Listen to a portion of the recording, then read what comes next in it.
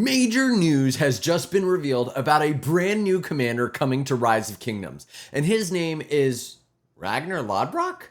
Thought we already had Ragnar. Join me to learn a bunch about Ragnar Prime.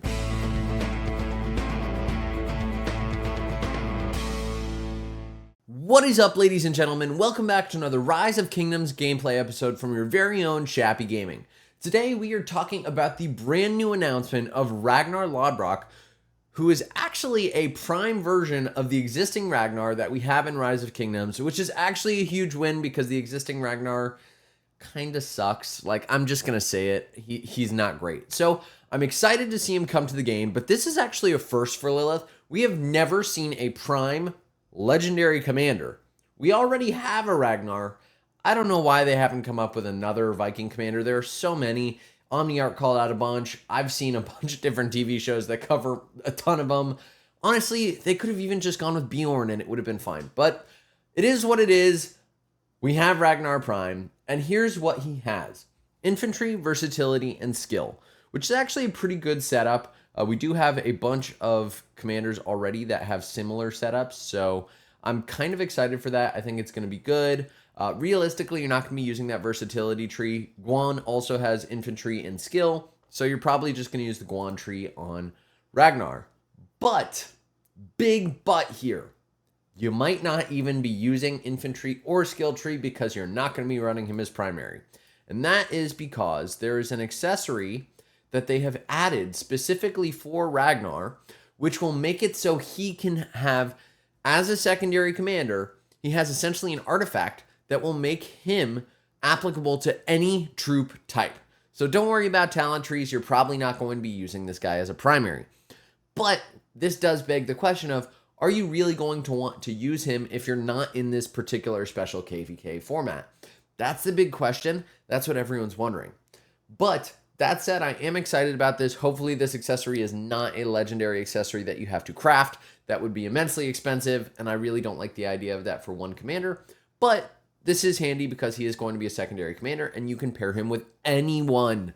And you guys already know how much I love artifacts. So I'm super excited about this. I think it's a really nice mechanic, and I think it will make him super versatile.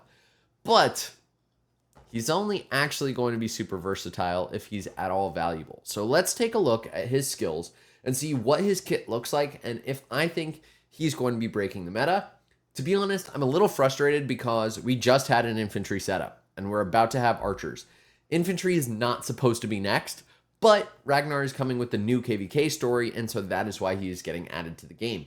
Now, I am curious if they're also going to be adding an archer as a counter to Ragnar, who's going to be representing the English side. So stick around.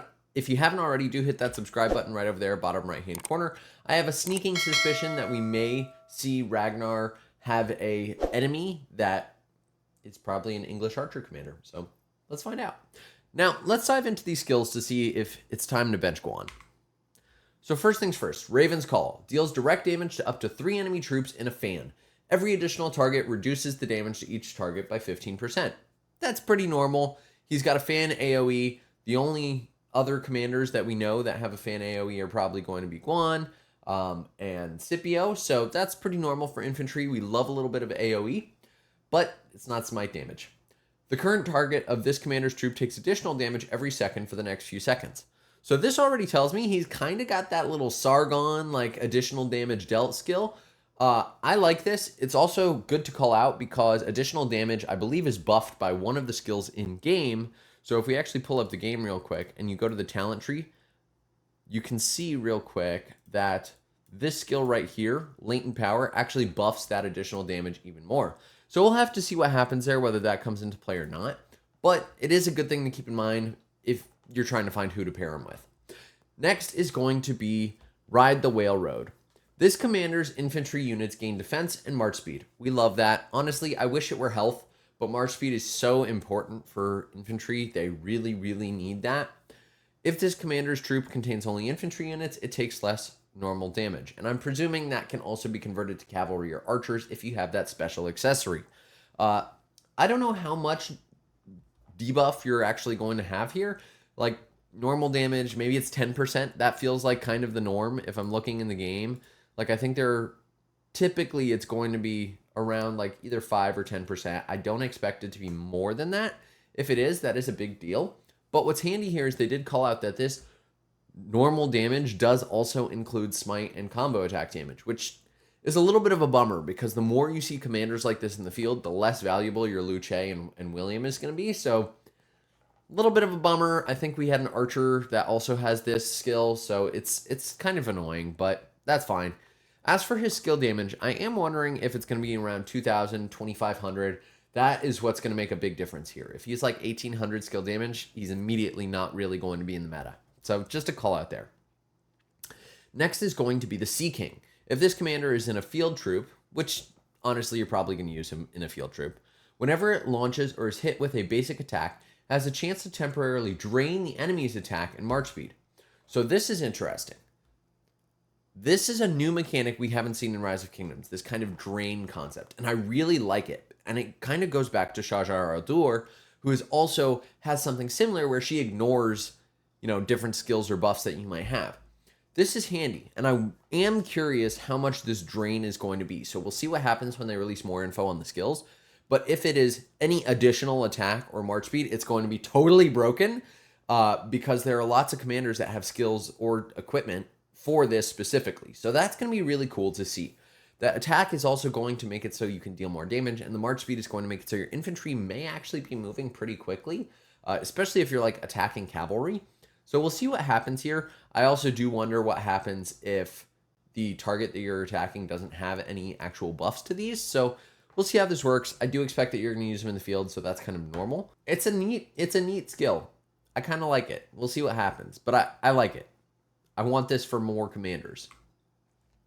Next is going to be in Odin's Hall. If this commander is in a field troop, their troop takes less skill damage. Love that. Why do I love that? Okay. Archers are the main counter to infantry. This guy's technically an infantry commander, but you're going to use him with anything else. Today, archers have the most skill damage. If you look at statistically who you're going to be running, Boudica's got a lot of skill damage. Herman's got a lot of skill damage. Zug's got a lot of skill damage. And if you're hit with Herman's skill damage stack from poison, this is actually kind of going to counter that. So I'm excited to see that. I think it's a great skill to have on an infantry commander. I think it makes him a little bit more viable. And every time their troops' rage reaches a certain threshold, it gains a temporary bonus to skill damage dealt. So this is really cool too.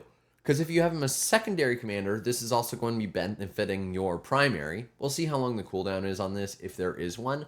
But if it's like 80% or less than that, that would be cool too. If it's like 50%, that would be a really big deal. And that's nice because you're debuffing and you're buffing. So I'm actually a really big fan of this. I think this is a huge deal. And again, he's going to be a field troop. They've pretty much established that. You're not going to be running him in a garrison. I don't think it's going to be viable. And last but not least, his expertise is, it looks like just going to be additional damage that we're going to see from this. It's the same as that other skill that we saw earlier. So I think that's fine. Typically, they buff it by, a couple hundred damage factor or something like that. What this does tell me is you probably don't need to max him. You could probably just run him at 5.5.5.1, or honestly, if I'm looking at his skills again, what's going to be the most valuable? 5, maybe you get 5.1, 5.5. I don't know. We'll have to go through and test that. But realistically, I like all of his skills, so you're probably going to want to max him, especially if you can pair him with anyone. I do also wonder if this new Viking KVK is also going to have artifacts too, because then you could have this guy with anyone, and then you could have a second commander also with anyone. So I'm excited about him. I don't immediately think he's going to be breaking the meta. That's just my gut feeling on this. I also don't know how you're going to get him. My guess is when they roll out this new KVK, they're going to give him to you for free. I've heard some speculation about, is he going to be Expedition? I don't think so. I think Ethelfled is firmly in the Expedition shop, but I do think this will probably be a 7-day release, and you just get him at the end, and if you want to invest in him, you can. Something else they could do is like they did with the Margaret launch, where they have like a recharge rewards all about him, and then they also have the 7-day thing. I hope they don't do that, but I guess we'll find out. If you guys have enjoyed, be sure to hit that subscribe button. It helps me out a ton, and let me know what you think about this new commander in the comments section below. Thank you all. Shappy out.